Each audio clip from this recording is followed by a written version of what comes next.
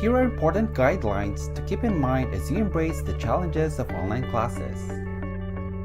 1. Set up a good working space. It is important that the place is quiet, clear, and free from distractions. 2. Make yourself look good online. Wear clothes the way you do when you go to school for in-person classes. 3.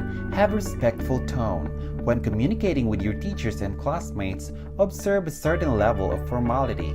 Use respectful greetings and signatures like Good morning, Mr. Dow, Hi, Ms. Taylor, please, and thank you. 4. Be kind and be professional.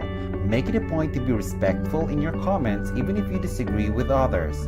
Conduct yourself in an online class with the same respect, politeness, and professionalism that you would exhibit in a real-life classroom. 5. Properly use your webcam and microphone. It's good to show your face to give the impression that you're actively engaged with the lesson. Turn your microphone off when your teacher or others are speaking. This will eliminate background noise that can be distracting. 6. Properly use the chat box. Don't post irrelevant remarks. Instead, use the chat box to clarify misconceptions or share great ideas you have about the topic at hand. Don't yell by typing in all caps. In most situations, typing in all caps is perceived as inappropriate. 7. Always make an effort to use proper punctuation, spelling, and grammar. Observing these ensures clear expression of your thoughts or ideas. 8. Make sure to submit your assignments the proper way. Knowing how to properly submit your work online is key to your success as an online student. 9. Take time to read. When asked to comment on a post, take some time to read through each of the previous discussion post responses before writing your own response. And 10. Think before you type. What you share in an online classroom becomes part of a digital record. I hope that you observe these guidelines to help you in your online learning. May you have a wonderful school year.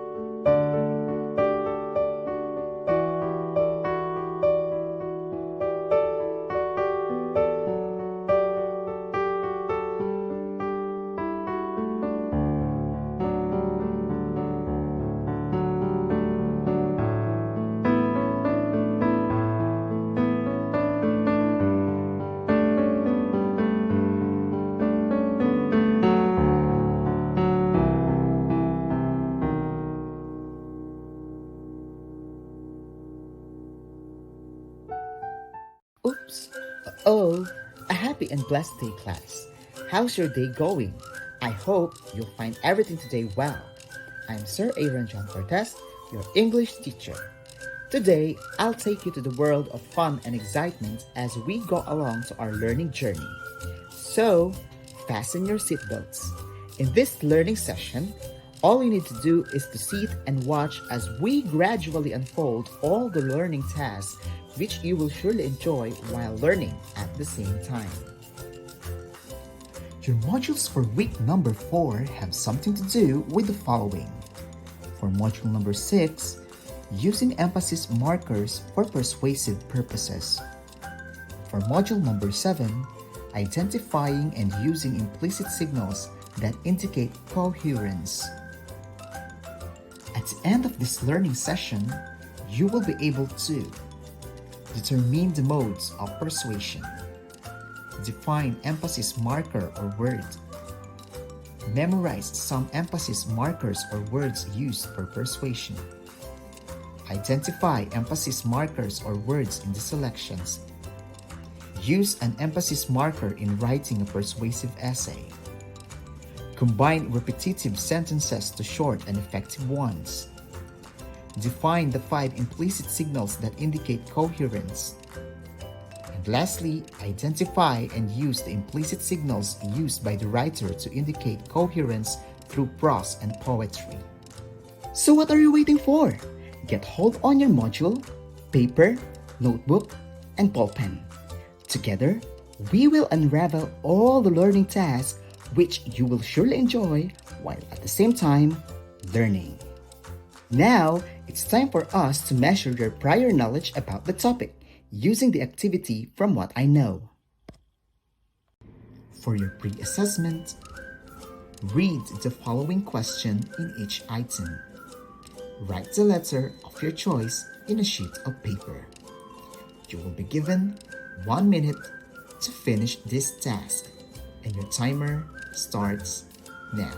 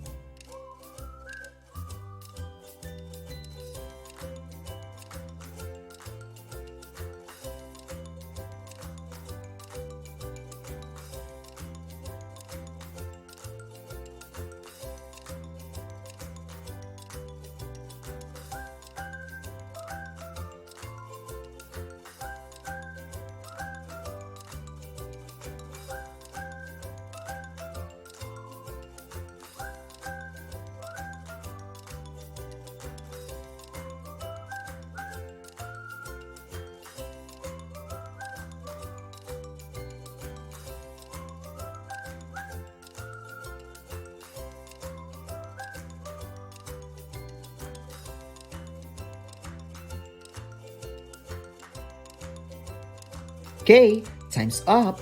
Let us now evaluate your answer for your pre-assessment. The following are the answers for your pre-assessment.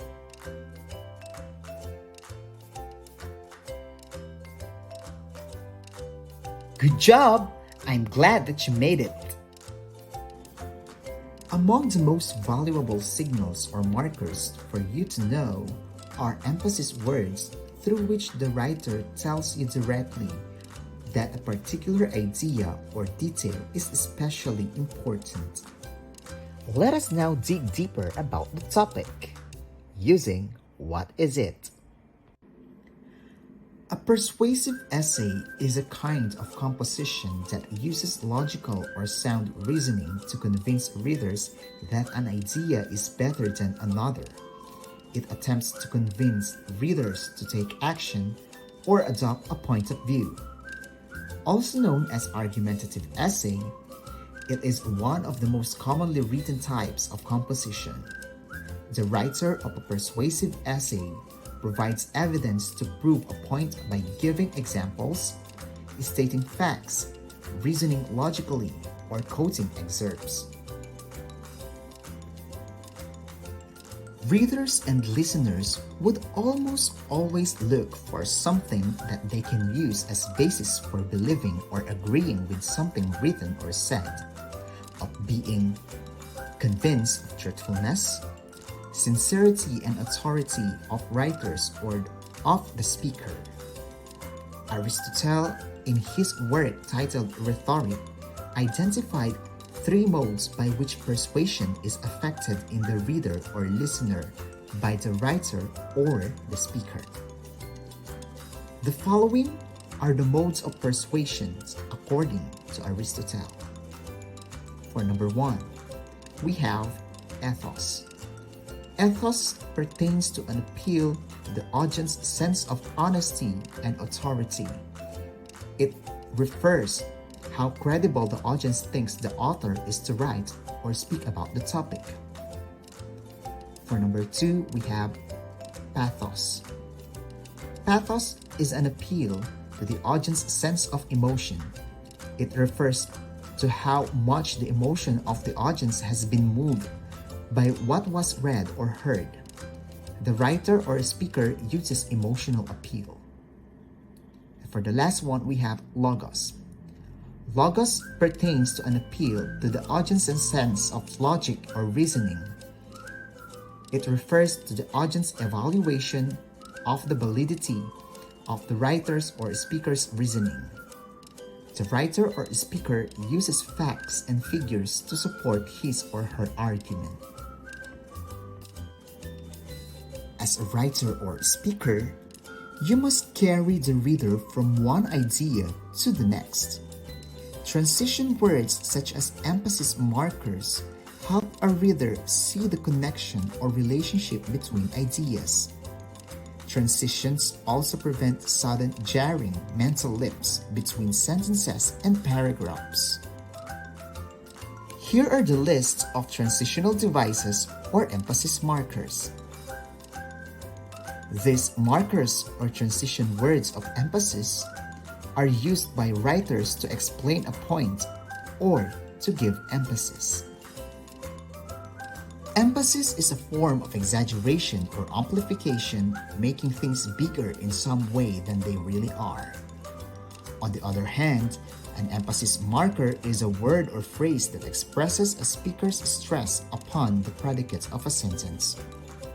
The use of emphasis in speech is very common and is an accepted way of talking that sends understated signals, or sometimes not so subtle, to tell the listener where the important parts are and so focus their attention. Use emphasis to draw an attention to things. However, be aware of overusing it, as this will lead people to ignore what you say and possibly try to avoid altogether. You can also use emphasis to draw attention away from other things that you want to avoid. The following are the examples of emphasis markers or phrases for persuasive purposes.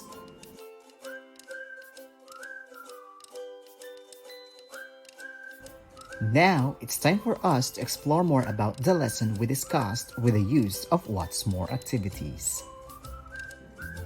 For your independent assessment 1, identify the following definitions below. Write your answer on your notebook.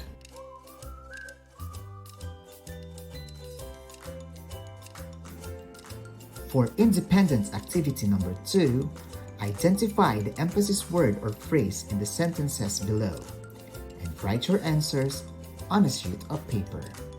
You will be given 1 minute to accomplish this task.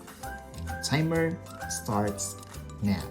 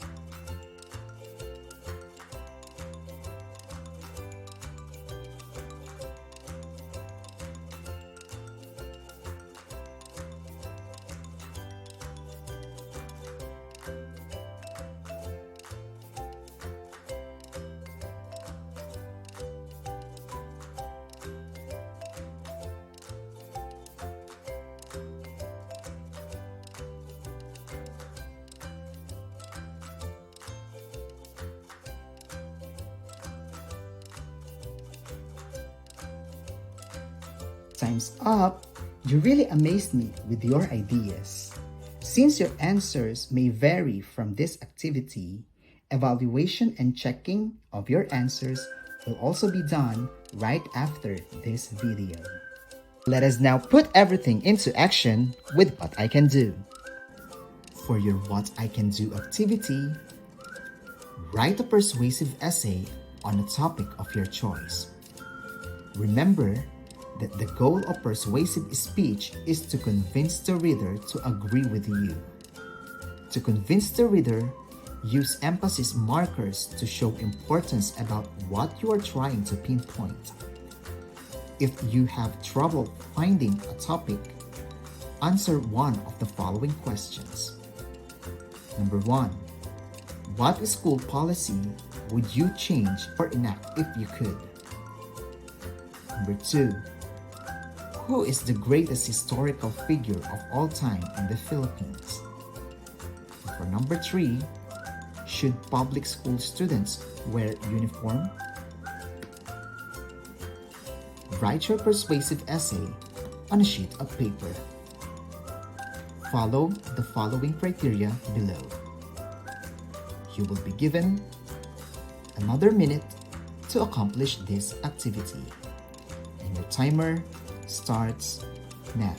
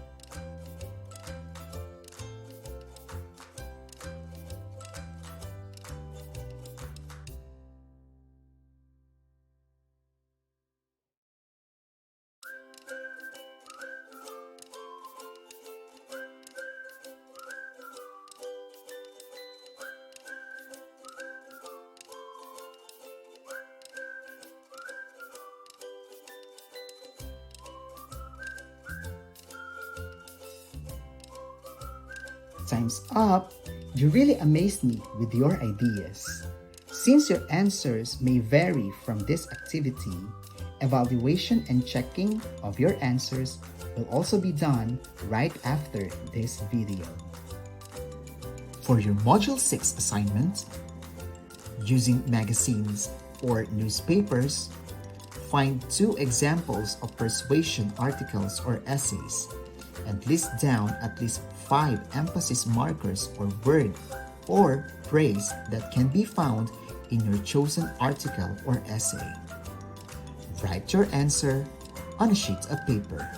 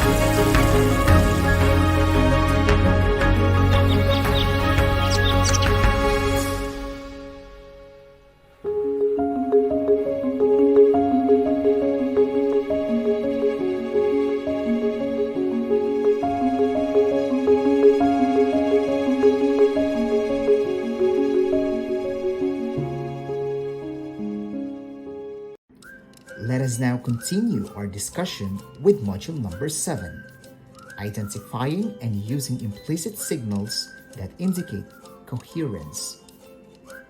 Identifying implicit signals used by the writer guides our reading as to where it goes and what it is about. These implicit signals are of great help for us readers because we can identify the ways on how a writer builds connection with words, phrases, clauses, sentences, and paragraphs. Let us now dig deeper about the topic, using what is it? Sentence combining is like organizing your things inside your backpack. You classify and place your things to where you can easily find them. It helps you get them in a quick instant whenever you need them. Same is true with sentence combining. You organize sets of short and choppy sentences into unified ones. Always keep in mind that the goal of sentence combining is not to produce longer sentences, but to develop more effective and comprehensible sentences by building relationships between words, phrases, clauses, sentences, and paragraphs. Hence, we call this as coherence. Coherence refers to the logical bridge between words, sentences, and paragraphs to tie ideas clearly and smoothly and establish links that the readers need to understand what they are reading. There are different ways to achieve coherence in writing, which will be discussed in this module. Let us focus on these 5 implicit signals, such as repetition of key terms, synonyms, pronouns, parallel structures, and transitional devices. Let us discuss them one by one. For number 1, we have repetition of a key term or phrase. This implicit signal helps you to focus and keep track on what you are reading. For example, the problem with contemporary art is that it is not easily understood by most people. Contemporary art is deliberately abstract, and that means it leaves the viewer wondering what she is looking at. In the given example, we are helping the reader to focus and keep track to the word contemporary art by means of repeating the term not just once, but twice. For number 2, we have the synonyms. Synonyms are words that have essentially the same meaning, and they provide some variety in your word choices, helping you, the reader, to stay focused on the idea being discussed. For instance, myths narrate sacred histories and explain sacred origins. These traditional narratives are a set of beliefs that are a real force in the lives of people who tell them. In this given example, we used the meaning or definition of the key term to make the reader stay focused on it. For number 3, we have the pronouns.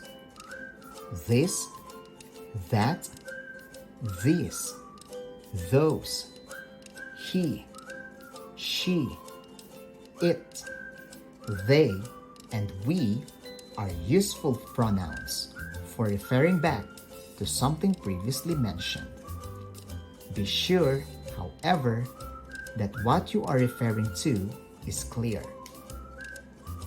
For example, when scientific experiments do not work out as expected, they are often considered failures until other scientists tries them again.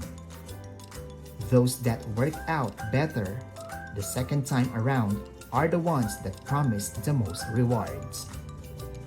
In this example, we utilized pronouns to refer directly or substitute the nouns scientific experiment which is our key term. For number 4, we have the parallel structures. These are also known as parallelism, wherein similar grammatical constructions are used between words in sentences, particularly for words in the list. Parallelism is used to maintain word balance and consistency.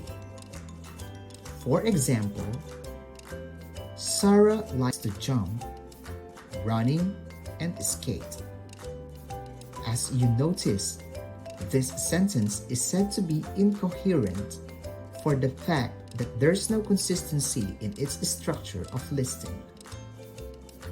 Remember, class, if you use gerund, all the words from the list should be written in gerund, or the words that ends with ing, such as jumping, running, and skating. On the other side, if you use infinitives, all phrases from the list should be written in infinitives, like to jump, to run, and to skate. And lastly, for number 5, we have the transitional devices. These are signposts that guide and tell the reader what is coming up ahead and where the discussion is going. Few types of this are listed below. For us to add idea, we may use furthermore, moreover, in addition, and also. If we wish to cite contrasting ideas, we can use however, nevertheless, in contrary, and instead. To compare ideas, we can use similarly, likewise, in the same manner. To conclude, we can use therefore, hence, thus, in conclusion. And to show time, we can use formerly, next, later, then, afterwards, and soon. And lastly, to prove an idea, we may use evidently, in fact, indeed, and obviously. Now, it's time for us to explore more about the lesson we discussed with the use of what's more activities. For your independent activity number 3, highlight the limelight. Let us have a try out in a larger scale. Identify by copying the implicit signals used by the writer in this short text. List them down in your intermediate pad. You will be given 1 minute to accomplish this task, and your timer starts now.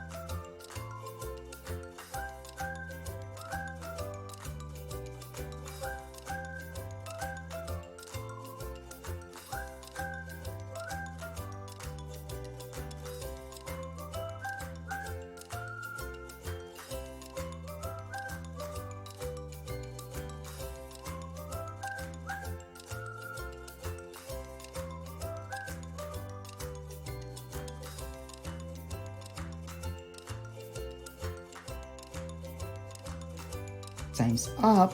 You really amazed me with your ideas.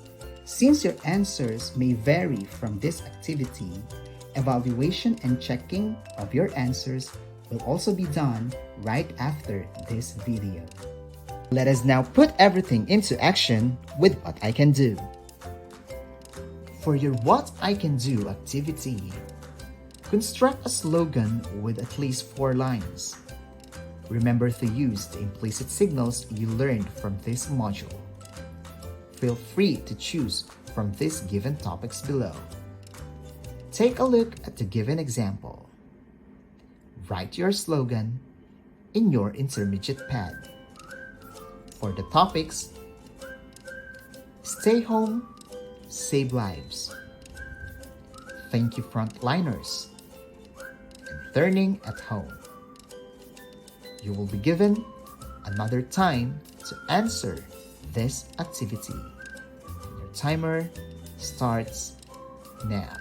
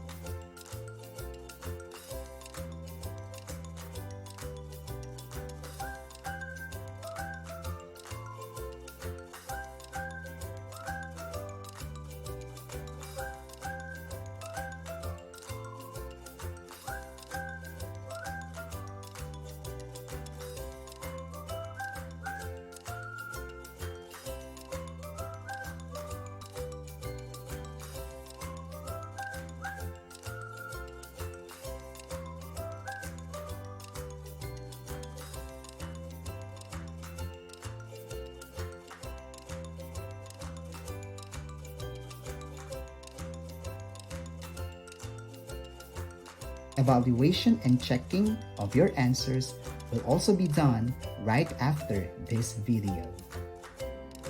For your Module 7 assignment, construct a short paragraph by using the given prompts below. Remember to use the 5 implicit signals, okay?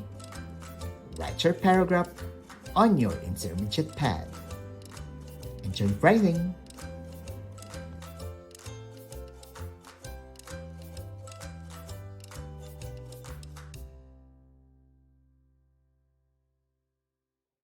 And that's all for today. I hope you learn and enjoy a lot about this session. Thank you for your cooperation. Till next time, bye!